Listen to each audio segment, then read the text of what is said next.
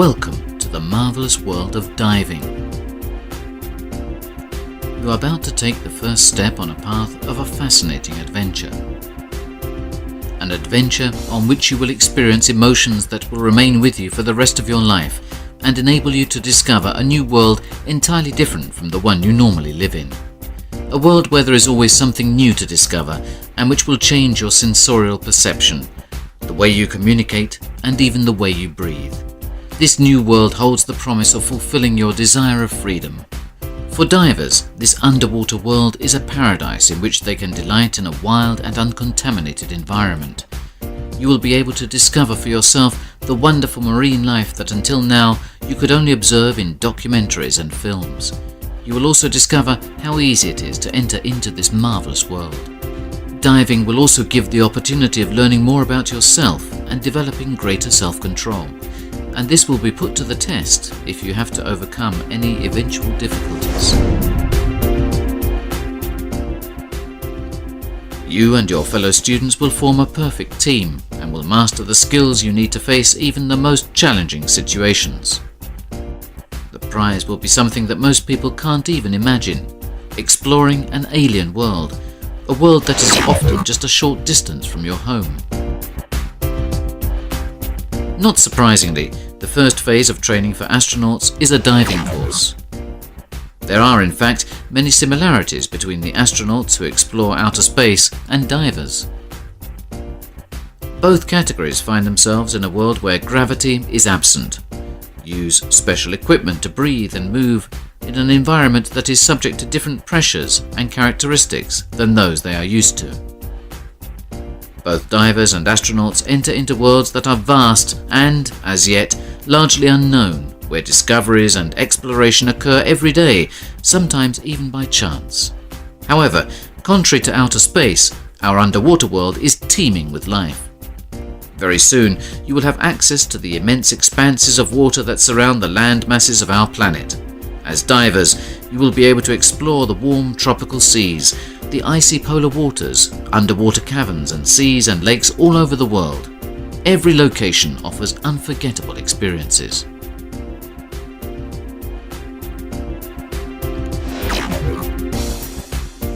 Before allowing you to dive, your instructor will ask you to complete the medical statement form, which lists all the medical contraindications that concern diving.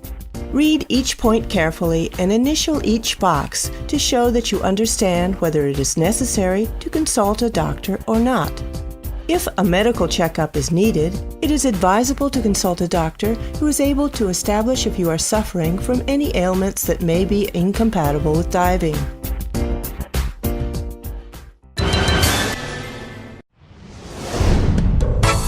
Air and water.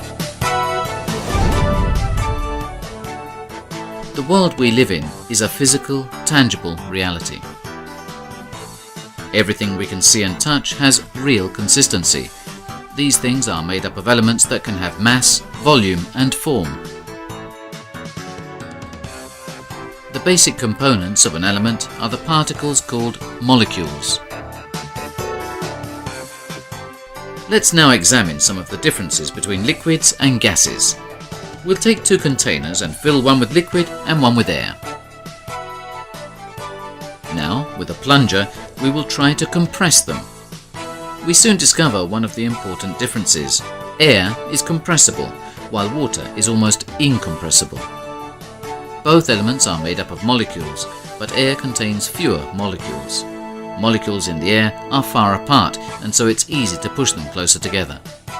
This difference in the number of molecules gives rise to another propriety known as density. In fact, water is around 800 times denser than air.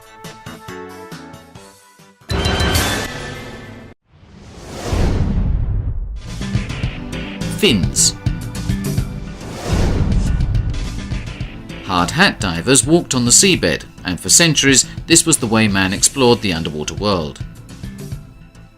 Fins are an essential piece of our diving equipment and were in fact only invented a few decades ago.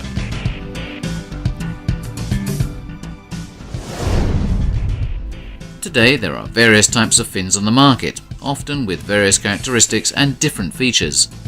fins are made up of two fundamental parts: the blade, which has the task of moving the water, and the foot pocket, which can be either closed or open.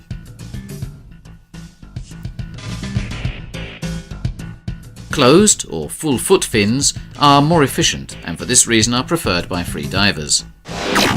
Booties have to be worn with open heel strap fins. These booties have a rigid sole and are also comfortable for walking over even rough terrain. You should always use fins that are comfortable for your foot shape, and the foot pocket should be snug on the foot but not too tight.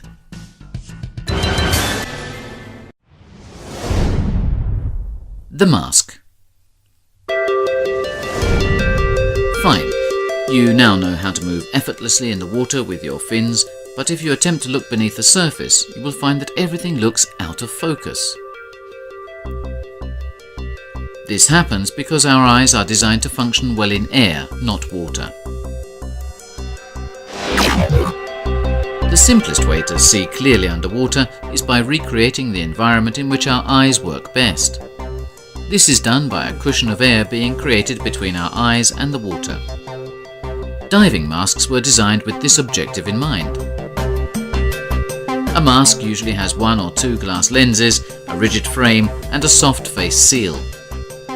All these features combine together to achieve an optimal compromise between an ample field of vision and a reduced internal air volume. It is essential for divers that the mask also incorporates the nose, because, as you will learn later, this cushion of air has to be equalized. Older types of masks are not suitable for our purpose, because they don't allow you to pinch your nostrils closed so you can equalize your ears. If the glass of the mask fogs, you will no longer be able to see clearly. To prevent this happening, you should smear toothpaste, hand washing paste, or an especially designed product on the inside of the glass every so often. In addition to this, before every dive you should smear the inside of the mask with a surfactant, such as that found in liquid soap or shampoo, in specially designed anti-fog liquids, or, more simply, in the enzymes in our saliva. Finally, it is important to leave a little water in the mask until just before you put it on.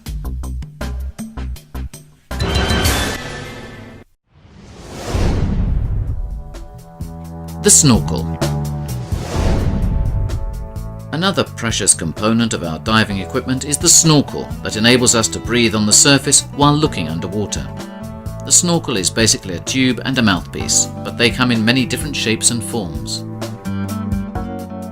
It should also have an attachment that fixes it firmly to the mask strap. Snorkels are attached to the left side of the mask because the regulator of your scuba equipment comes from the right. Make sure your snorkel is in the correct position so that you can use it comfortably without tiring your jaw muscles. Wetsuits and accessories. You will certainly have noticed that if you stay for some time in the water, you begin to feel cold, even if the water felt warm when you first got in. We therefore get colder in water quicker than we do in air of the same temperature, so as divers we have to wear particular equipment that limits the body's heat loss.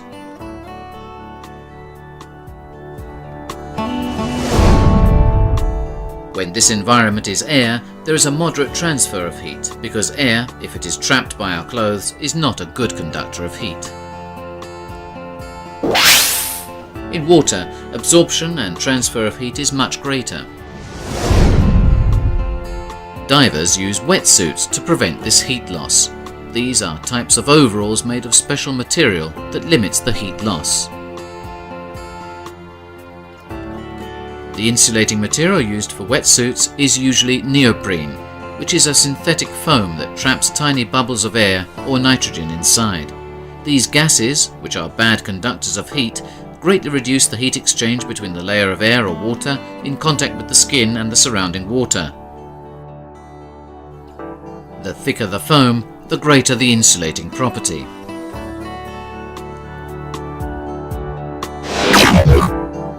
The type of material used and its thickness depends mainly on the temperature of the water and the length of time of the dive. Wetsuits also protect divers from scratches and abrasions and animals that can sting, as well as providing protection against sunburn while swimming on the surface.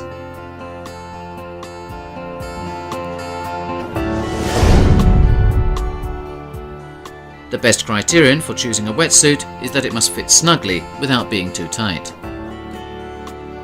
When necessary, hands and feet should also be protected by wearing neoprene gloves and booties. Hoods, which protect the head, may be a separate item or part of the wetsuit.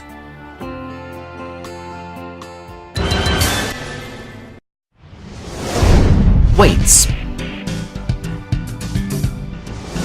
If you jump into the water with a wetsuit on, you will realize that it is much easier to float than when you are wearing just a costume. Let's discover why that is. Thousands of minute gas bubbles, which are lighter than water, are trapped in the neoprene foam and therefore make you more buoyant. However, if you try to go under the water in just a wetsuit, you will discover that you are positively buoyant at all depths. To dive under the water without too much effort, you need to wear weights. A traditional weight system is composed of a nylon belt with a metal or plastic buckle. The buckle must be of the quick release type that can be operated by just one hand. Lead weights of different sizes and shapes can be threaded onto the belt. Your instructor will teach you the correct way to don a weight belt. It is important that the buckle is always on the left and that once the belt has been closed, the free end is not too long or too short.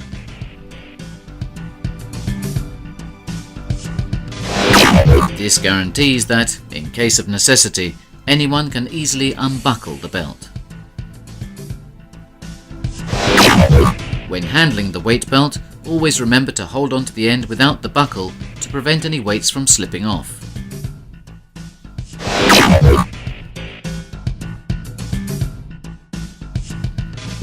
There are many different types of weight systems, and in some cases the weights may be integrated with other components of our diving equipment. Whatever types of weights are used, it is important that there is a quick release system.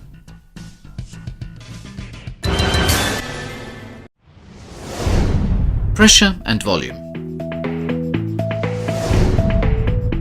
There is a layer of air all around our planet that extends from the Earth's surface upwards for tens of kilometers. This is our atmosphere. Molecules of air have weight.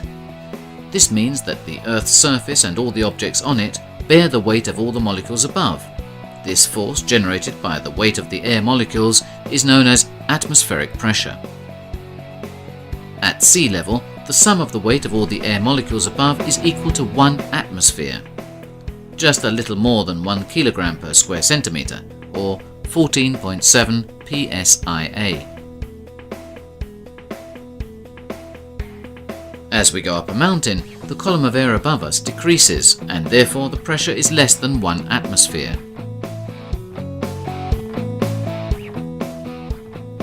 Now let's go underwater. Molecules of water are much heavier. A column of salt water about 10 meters, 33 feet high, weighs about the same as the entire column of atmospheric air. This means that for every 10 meters, 33 feet of depth, the weight of the salt water generates a pressure of 1 atmosphere. It is not easy to notice these variations in pressure because our bodies are made up of mostly solids and liquids, which are not compressible. However, if we take a closed plastic bottle full of air with us under the water, we can see that as we go deeper, the volume of the bottle decreases.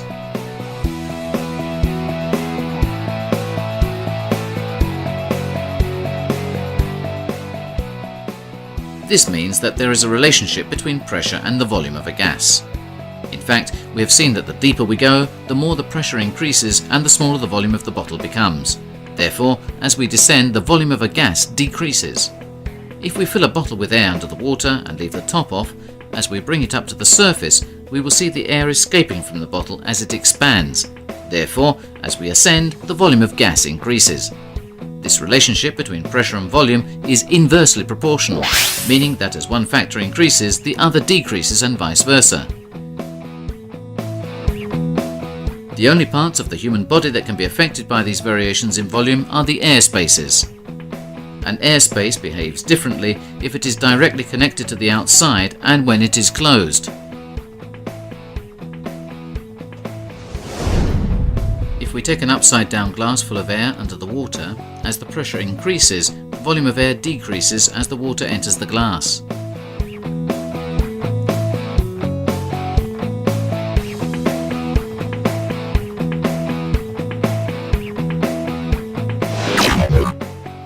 Let's now close the glass with a membrane. As the pressure increases, the membrane will curve inward, intraflexion, equalizing the internal and external pressures as long as the elasticity of the membrane allows this to occur. At a certain point, the membrane cannot stretch any further, and the pressure of the gas inside the glass will be less than the external pressure. This is a squeeze. If the pressure increases further, the overstretched membrane will tear.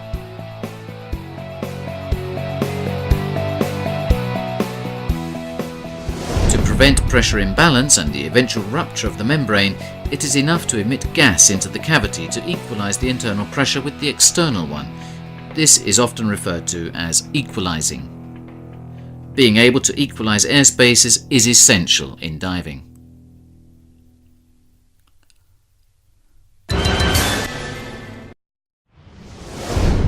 Equalizing.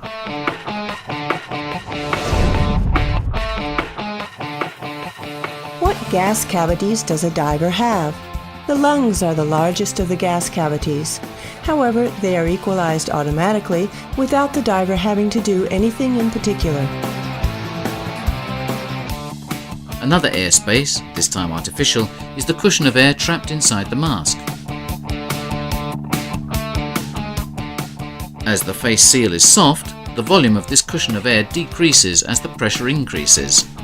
However, when the mask reaches the point where it can no longer deform, for example because the rigid frame is pushing against the nose, the pressure inside the mask will be less than the external pressure. Such a pressure difference may cause the capillaries in the eyes to break, causing bleeding and making the eyes red. It is very easy to prevent this effect, known as mask squeeze. Just blow a little air out through your nose into the mask as you descend. This is why the nose is enclosed inside the mask. You cannot use swimming goggles for diving. Another airspace that is connected to the outside by a membrane is the middle ear. Undoubtedly, you will have experienced at least once a strange feeling of pressure in your ears while traveling in a car, an airplane, or diving underwater. What causes this? As we descend, the pressure increases. If the pressure in the middle ear is not equalized, it behaves in the same way as the glass with a membrane. The eardrum curves inward, causing a sensation of pressure. This difference in pressure causes pain and may even result in the eardrum tearing. By using special equalizing techniques that the instructor will teach you, you will be able to equalize the middle ear and compensate for the increase in external pressure.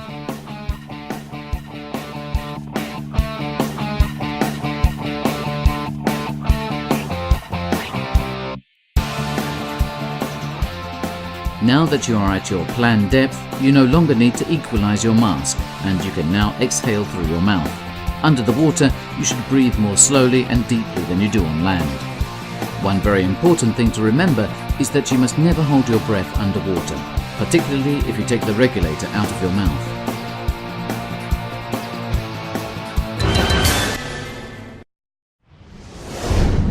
Cylinders and cylinder valves. We must take the air we need to breathe with us if we want to stay under the water for any length of time. To do this, we use cylinders, metal containers for compressed air. Cylinders are fitted with cylinder valves, to which a device called a regulator is attached. This reduces the pressure of the air to ambient pressure. A rubber ring, referred to as an O-ring, creates the seal between the cylinder valve and the cylinder. The valves may be single or twin. A twin valve means that it is possible to attach two separate regulators to the same cylinder. The seal between the cylinder valve and the regulator is also made by an O-ring. Cylinders should never be left standing because they can easily fall over and injure someone or be damaged by the fall. As soon as possible, lay the cylinder on its side and make sure that it doesn't move or roll about accidentally.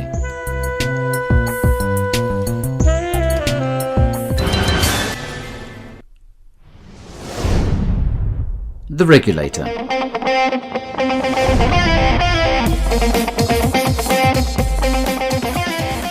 To breathe underwater, we need a demand regulator that enables us to breathe air from the cylinder at ambient pressure when we need it by simply breathing in.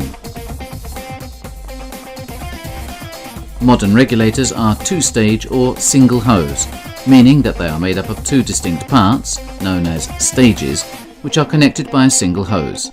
Air is supplied at ambient pressure, whatever the depth or the pressure in the cylinder, as long as there is still some air in the cylinder.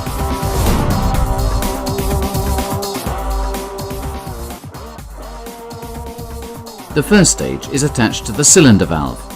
Depending on the model, the connection may be of the yoke type or INT fitting, which is a quick attachment system consisting of a clamp and a clamp screw, or the DIN fitting, in which the first stage is screwed directly into the cylinder valve.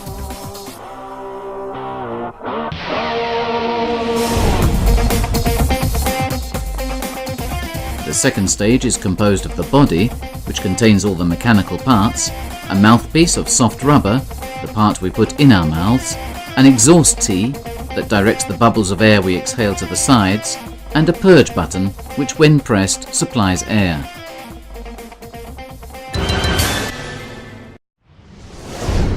Buoyancy compensators.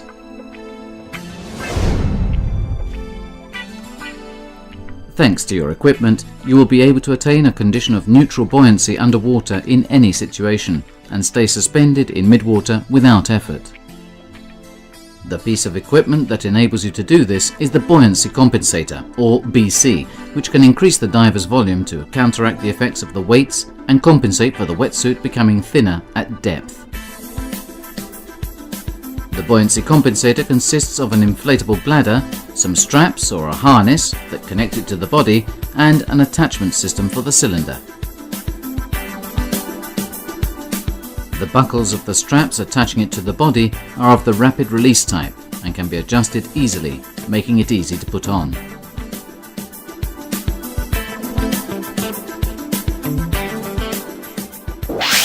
The BC has an inflator-deflator device that is connected by a fast release connection and a hose to the first stage of the regulator. There are various types of inflator-deflator devices, but they all have an inflator and a deflator button. You must be possible to operate this device with just one hand. On some models, the inflator-deflator mechanism is at the end of a corrugated hose.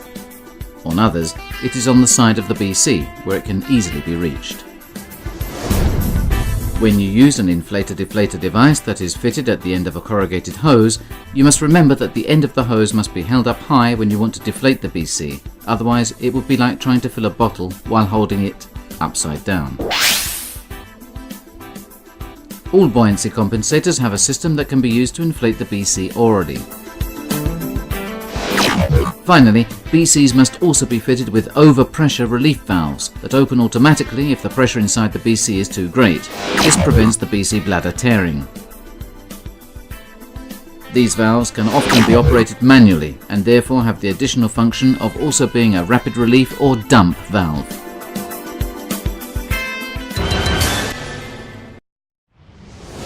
The pressure gauge. During the dive, it is important that you can estimate how long your remaining air supply will last. To be able to do this, we must have an instrument that works in the same way as the fuel gauge does in our car. This instrument is a submersible pressure gauge, or SPG.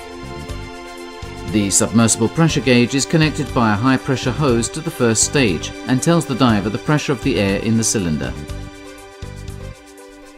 The sector of the pressure gauge faced near zero is usually coloured red. This area is considered the diver's reserve. When the pressure falls within this sector, it's as if the warning light of the fuel gauge in your car is flashing. It's time to return to the surface.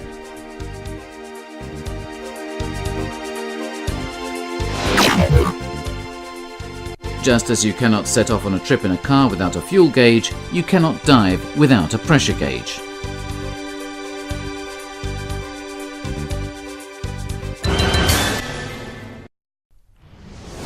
Alternative air sources. Every diver carries a spare second stage which can be used to give air to a dive buddy if necessary.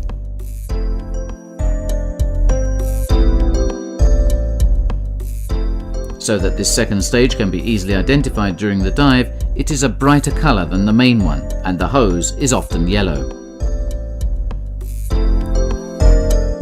This alternative second stage must also be placed in a position where it can be reached easily by a dive buddy in difficulty. This is why it should be attached with a quick pull release around the chest area where it is clearly visible.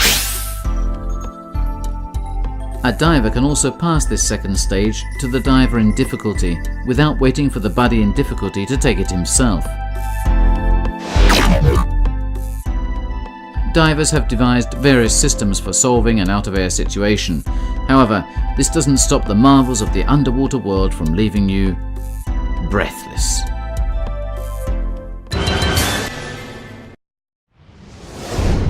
Communications systems. We are used to communicating using our voices, and we imagine that we can do this in any situation. However, in outer space or underwater, you wouldn't be able to understand what was being said, even if the person were shouting as loudly as possible. As they are not able to use their voices to communicate, divers have had to invent different systems.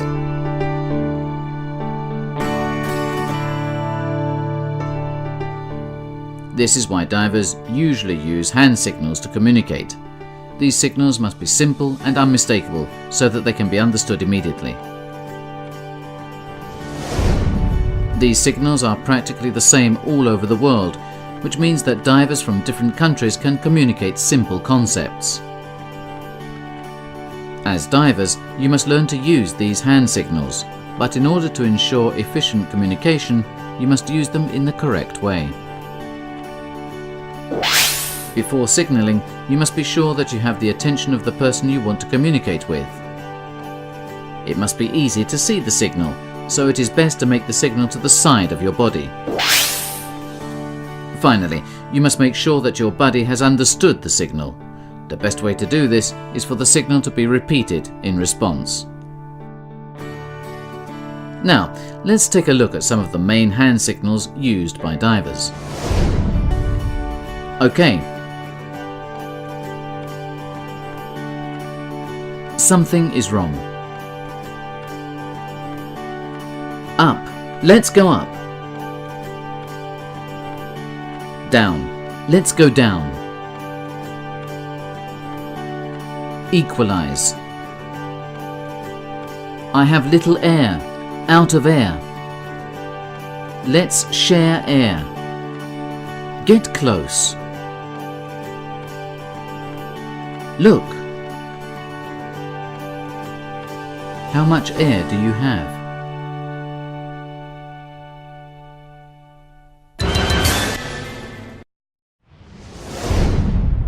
Marine fauna. When you dive, you will encounter thousands of marvelous creatures, each one more beautiful or interesting than the other. Every dive you make will give you memories that you will never forget. You are guests in an environment that is home to giants, such as whales, and microscopic organisms, such as coral polyps. You will discover for yourselves that the creatures that are often depicted as fearsome and aggressive are not really that at all. The retiring and short-sighted moray eel moves its mouth not as a threat or in order to bite you, but only because this is its way of breathing. Barracuda are true predators, but they are predators of sardines or other small fish. You can even admire and observe sharks in their own environment without too great a risk. Obviously, there is a risk that you may be attacked, but this is much more likely to happen when you encounter very small sea creatures such as clownfish. In order to defend their home and young ones, these courageous fish even dare to challenge giants like humans. Most dangers are caused by divers behaving incorrectly. For example, if you think that hanging onto a stingray's tail might be fun, you should also consider that it has a very sharp barb at the tip of its tail.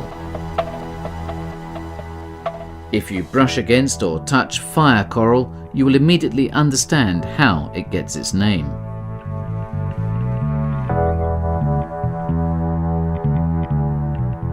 In order to stun its prey, the electric ray can emit a high voltage electric shock that it also uses to defend itself, so don't try to pick it up. Some fish have poisonous spines to discourage predators from swallowing them. To avoid injury, always take care where you put your hands or feet and resist the temptation of touching everything you see under the water. Besides, by touching the animals, you could destroy the delicate film they have that protects them from infections and parasites. To prevent contact that could be harmful to you or the underwater fauna, you should always wear a full-body suit, avoid touching any sea creatures, and read a good local naturalist guide to find out more about the marine life in the area you dive. As direct benefactors of the beauty of the underwater world, it is the task of us divers to ensure that this marvelous environment is passed on to the next generations in the same or better conditions. Now you are ready to fly into this underwater kingdom with your own wings. The doors to this wonderful world have been opened and your adventure has just begun.